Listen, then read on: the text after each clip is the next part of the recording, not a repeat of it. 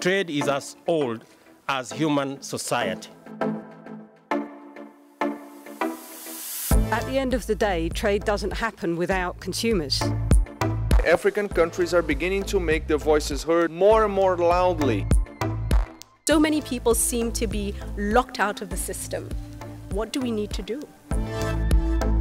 This is about the quality of our lives. Trade matters to everyone because every day, for good or ill, it affects all of us.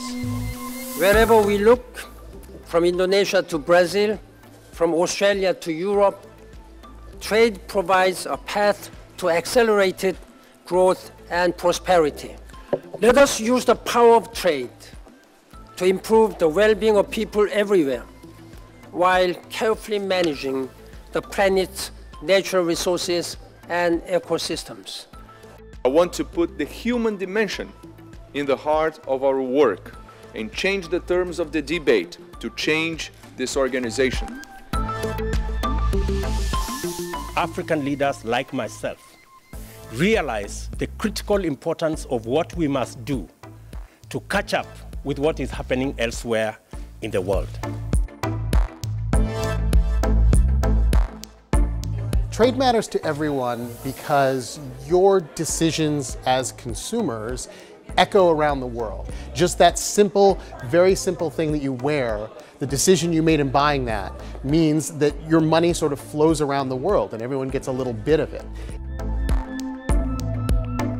Behind these products, behind these services, there are women and men who actually produce the products, who provide the services. We need to look at how these products are being produced in a way that is sustainable, that allows to increase the value at the producer level, to increase their efficiency.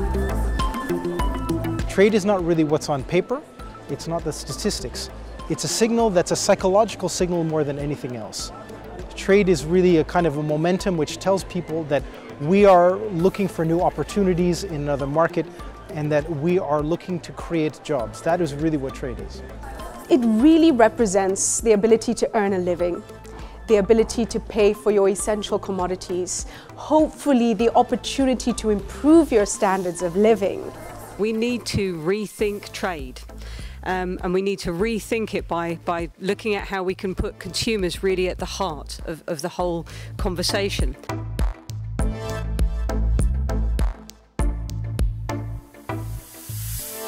This is the continent that has 7 of the 10 fastest growing economies in the world. This is the continent that has the youngest population in the world. And this is the continent that has the highest return on investment in the world. There lies the opportunity in our continent. Despite the impressive growth, there is still a huge inequality gap. Per capita income in countries in sub-Saharan Africa is just 6% of the average in developed countries. We also want to see technology transfer. We want to see our people grow as our country experience grow. We see enormous potential for increased trade, for trade to drive growth, job creation and poverty reduction in Africa. A large part of that potential is for trade between African countries. Growth isn't really about oil or minerals. In our neck of the woods and a lot of Africa, it's actually about, services, retail. You're seeing construction booming. The challenge here is how to make that more meaningful, how to become more inclusive, how to make trade much more the central focus of a lot of the developments in Africa, so that we do see people being lifted out of poverty. That's been the missing piece in the African growth story so far.